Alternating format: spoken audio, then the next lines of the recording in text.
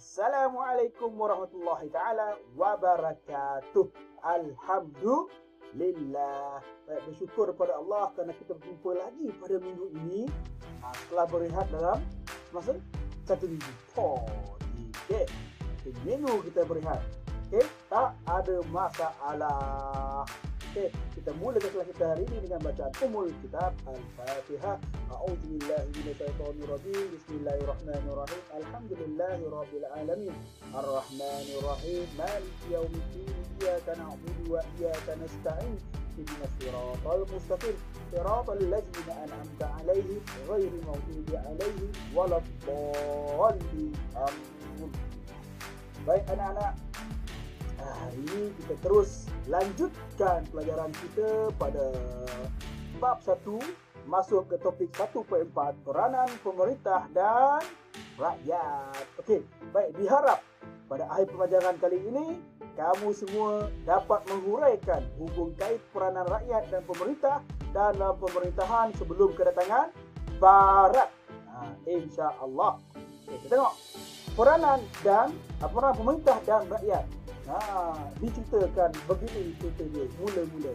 Hubung kait pemerintah dan rakyat sejak zaman Kesultanan Melayu Melaka selaras dengan konsep wadah.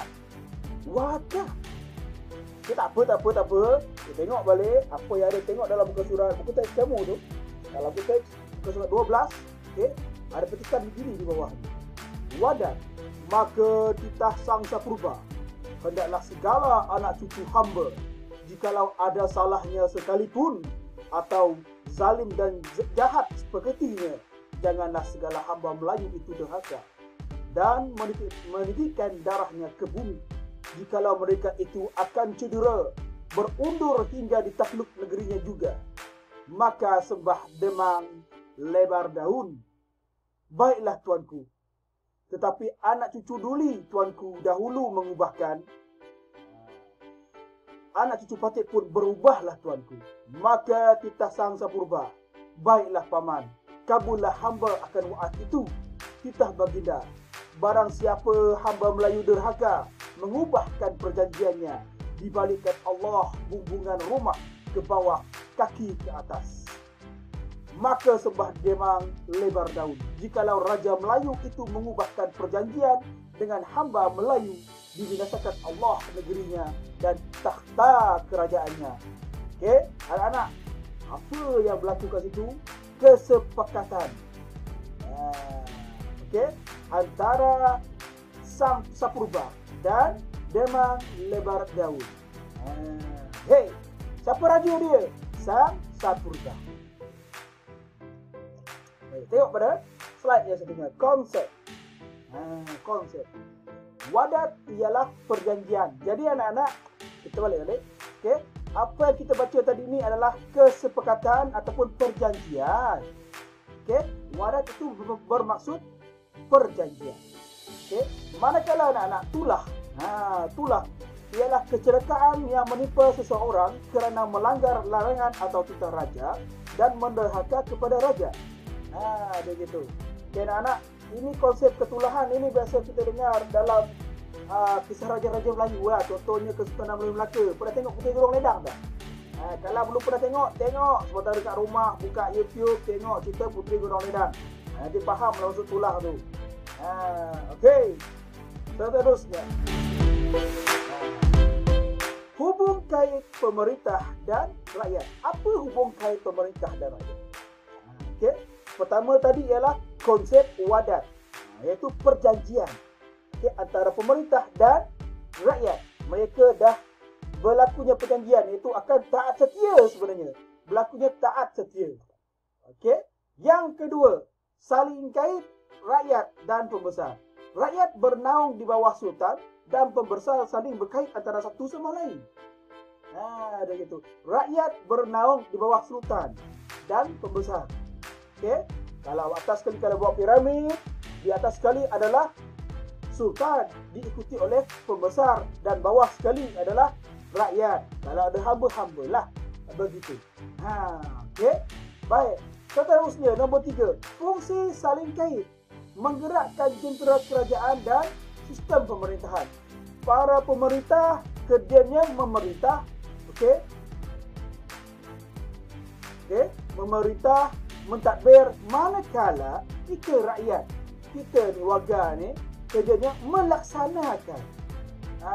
Kita ni lah fungsi dia, kita ni lah yang bekerjanya. Yang bagi idea pemerintahannya adalah pemerintah. Okey, anak-anak.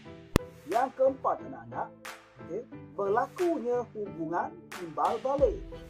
Okey, maksudnya kukuhkan pemerintahan KMM dan bawah perundangan. Maksudnya di sini ialah bila pemerintah yang melaksanakan tugas dengan berwibawa, memerintah dengan baik, menyebabkan contohnya Kesultanan Melaka gemilang, okey, seterusnya sangat terkenal di pelosok Nusantara pada ketika itu, okey, kesannya ialah rakyat mereka menjadi bahagia, hubungan timbal balik, gembira mereka, ada gitu. Dan yang terakhir sekali ialah wadah, iaitu perjanjian antara Demang Lebar Daun, iaitu golongan pemerintah, dengan Sang Sapurba yang merupakan golongan pemerintah. Okay. Ini antara hubungan pemerintah dan rakyat ada ketika itu. Okay, anak-anak, adanya wadah, perjanjian. Terusnya, okay, peranan pemerintah dan rakyat. Kita mula-mula tengok golongan pemerintah. Apa peranan mereka? Okay. Siapa mereka? Mereka ialah sultan, pembesar, kerabat deraja dan ulama. Apakah peranan mereka? Okay. Peranan sultan menjaga keselamatan rakyat negeri, mewujudkan perpaduan rakyat, bertanggungjawab terhadap kemakmuran dan kestabilan kerajaan serta memperkenalkan undang-undang. Ini peranan sultan. Berat, anak-anak, berat. Okay. Sebagai seorang pemerintah, seorang ketua, tugasnya sangat-sangat berat. Ini bahu dipikul ni. Bahu dipikul? Salah. Tanggungjawab dipikul ke bahu ni. Okey, sangat berat. Okey, menjaga keselamatan rakyat negeri. Okey, tidak boleh ada berlakunya kacauan.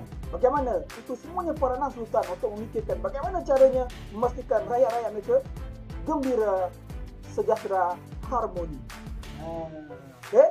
Baik, seterusnya golongan pembesar pula. Peranan pembesar. Apakah peranan pembesar? Okay. Di samping membantu raja, apa peranan mereka? Peranan mereka ialah memelihara keamanan dan kebajikan rakyat di kawasan pegangan. Maksudnya di sini pembesar-pembesar mempunyai tempat pegangan masing-masing.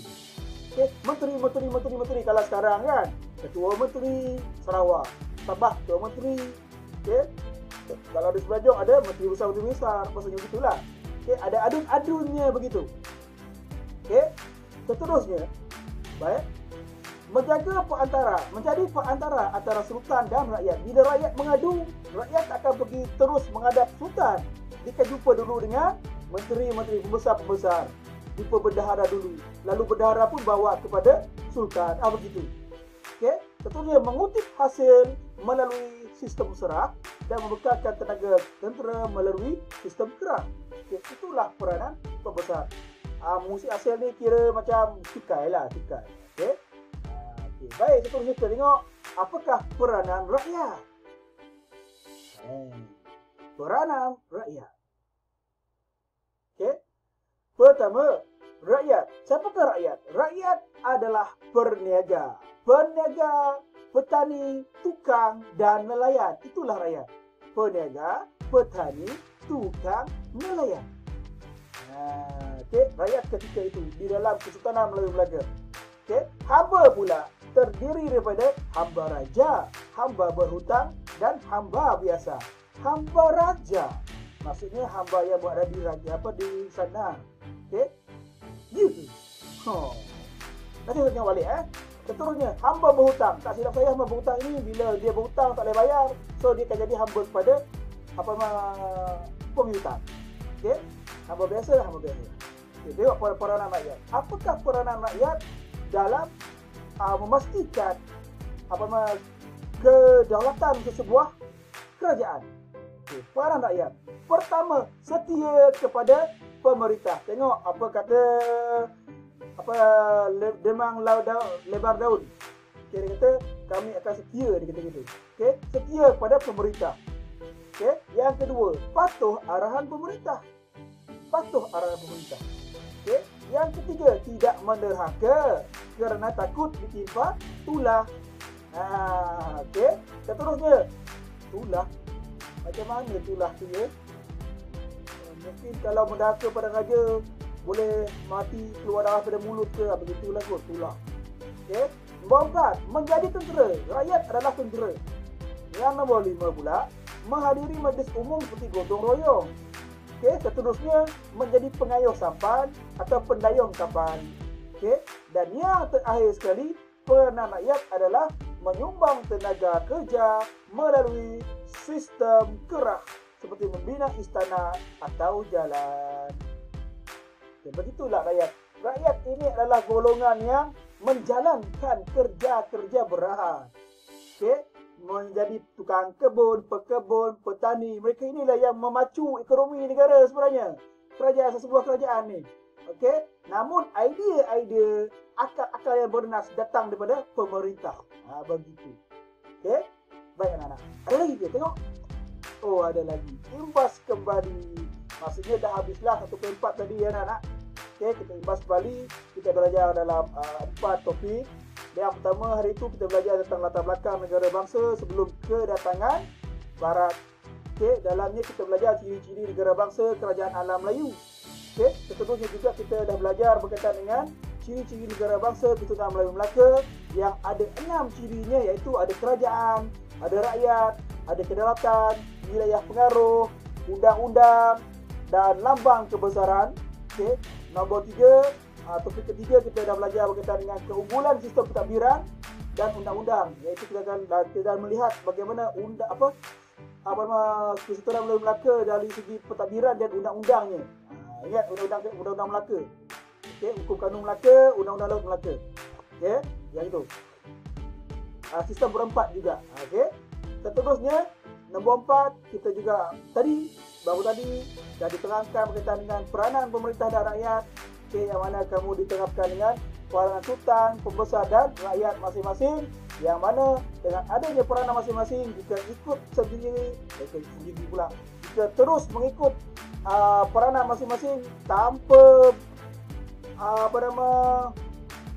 melanggarnya, insya-Allah sebuah kerajaan itu akan kukuh, akan harmoni, sejahtera, insya-Allah, seperti mana kerajaan Malaysia sekarang ini aman sentosa.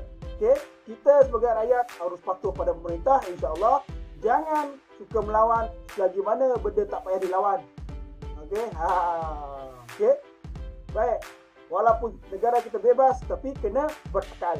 Kita anak-anak, fikir dulu sebelum buat benda yang tak berfaedah. Jika ada benda yang kurang manis, okey, cerita-cerita yang tak sahih dalam handphone kita, jangan suka-suka menyebarkan benda yang tak sahih, takut nanti masuk penjara. Okey anak-anak, sekian, wabillahi taufik wal hidayah. Assalamualaikum warahmatullahi taala wabarakatuh. Kita tutup kelas kita dengan tasbih kafarah dan suratul asr.